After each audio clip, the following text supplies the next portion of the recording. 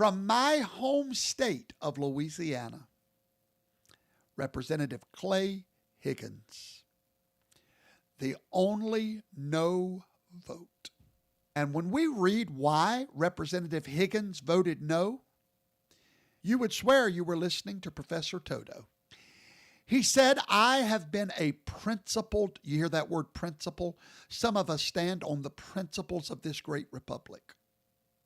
Not a democracy where the mob can change law and order. He said, I have been a no on this bill from the beginning. What was wrong with this bill 3 months ago is still wrong today. It abandons, listen carefully, 250 years of criminal justice procedure in America. That's what I've been preaching. And everybody thinks I'm so strange and so weird. I not only believe in a nation of law, but I also believe in a nation of order, procedure, protocol. And they were all violated to please a bunch of ninnies that feel like they can override law and order. Like he said, this man right here gets it. 250 years, you were not able to demand investigative files on anybody. You were protected. The people were protected. I have a question for you. Have you read this bill? Oh, I have, because I'm your professor. It's my job. I was terrorized when I read it. It specifically says there will be no redactions for guilt by association, no redaction at all for reputational damage. It says this in the bill, there will be no redactions for embarrassment. All of you people that wanted to help the victims, you did it by creating many more victims. You're a hypocrite. You don't understand. 250 years of judicial procedure must not be overridden because you want to help victims by creating more victims. This man gets it. Let's continue reading. As written, this bill reveals and injures thousands. I predict people will take their lives over this. I also predict no one will go to prison. I'll tell you why I predict that. This here is going to be the biggest shell game you've ever seen. It's never been about the victims. If it was about the victims, we would protect these victims. Nobody cares about creating new victims. We want to help. Hey, you're wanting to help victims where 60% of the victims they don't want anybody to know who they don't want this. 60%. No, please. Oh, now it does say they're going to redact the names of the sexual victims. Great. But if I read that file and I know someone and I start reading circumstances and situations, and I can put two and two together and figure out who that. You don't think news reporters are not going to figure out who these victims are, show up at their door knocking for a story? Come on. They were supposed to all be protected by law and order, judicial process. Here's what he said. Witnesses, people that provided alibis, family members, none of those people are being redacted. None of the witnesses, only the sexual victims are being redacted.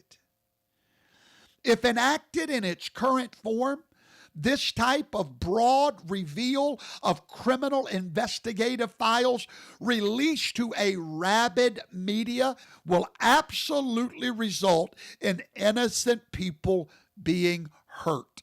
He said, not with my vote. This man may be the only patriot in the House of Representatives.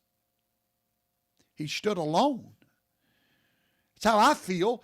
I've listened to every other podcaster out there. All I hear people saying is Israel, Israel, Israel, Epstein, Epstein, Epstein, release the files, like a bunch of rabid dogs. Nobody with a reasonable mind said, no, wait a minute. No. We don't help victims by creating more victims. Not in America. President Trump, you've still got time to unwash your hands. That's what President Trump did. He did like Pilate. Pilate looked at all the files against Jesus. He looked at all of the accusations. He was the Justice Department. He realized there was accusations, but there was no evidence. And he said, I'm not going to prosecute this man. The crowd cried out for the files. Give them to us. Finally, Pilate did what Trump did. Said, you know what? I tried to protect y'all from the curse you're bringing on yourself. But if you want it, I'll wash my hands. And Pilate became a coward that day. Now, why do I say that no one's going to go to prison over this? I hope I eat those words. I hope I have to. I don't think I will, and here's why. All the files that are going to be released in the city square in the next 30 days, there are people right now already probably making their suicide plans, not because they're guilty, but because everyone around them will think they are. These files that all of you are fixing to get a chance to see, you're going to get to read all about the child pornography and the pornographic stuff. Oh yeah, you're going to get it all. You're going to get it all. You're going to get where he touched them. And this world drives me insane. People love this stuff. But here's the problem. When someone has been violated, you don't take that to the court of public opinion. You take it to the court of law. And these victims, they go to the attorney and they file their complaint. That person looks and says, yeah, I see you've got a great testimony here. The only problem is we have no corroborating evidence. And I've got to go before a jury of your peers. Convince them to put away a man that took a picture with Epstein, and they're going to put him away for 30 years. No, I'm not going to do it. Why? Order. Our church has order. We have a process and we go by it. And if you don't, you're disfellowshipped. We have law and order. Step one, you have a problem with somebody, you go directly to them. You don't go to anybody else. If you bypass that order, you're out of order. That is what protects everyone. But we threw it all away today. Threw it to the wind today. So, Mr. Clay Higgins, thank you. I'm going to get to know who you are, sir, from Louisiana. On behalf of the Republic, I want to thank you, sir. Yes, we all want every guilty person charged. We want and can I tell you what? The two guilty people, guess what? Law and order did its job. Ghislaine Maxwell and Epstein, one was in prison, one was headed to prison. The law was working. Order was working. And guess what Epstein would have done for a deal? Don't you think he would have flipped and given them the evidence they needed? But the man's dead. I think everybody's just mad that he got out of it. He took the coward's way out, and we want somebody to take his place. So here's what I want to do tonight. Mr. Higgins, I hope you run for president, sir. Can you imagine the hate calls that this man is getting? Well, I have his business card. I'm calling almost 12,000 of you tonight to call this man. Leave him a voicemail. He's got to go to bed tonight with hate all around him. Call file. They're calling him everything. Call him. President Trump, there's still time not to sign this bill, Mr. President. Of course, if he don't, it's going to be because he's a pedophile. You know how that you know how it goes. What a world we're living in today, right? What we live in today. Call Clay Higgins. Would you do that as a favor to me? I've already called. Leave it. No, Robert McLeod. I don't think his next. My God, if you take a stand anymore, your name's on the list. That's why. People, do you know I got people thinking that I'm getting $7,000 in Israel because I'm just telling what I believe? Honey, I checked my bank account. They're not there yet. Mr. President, you don't have to sign this bill.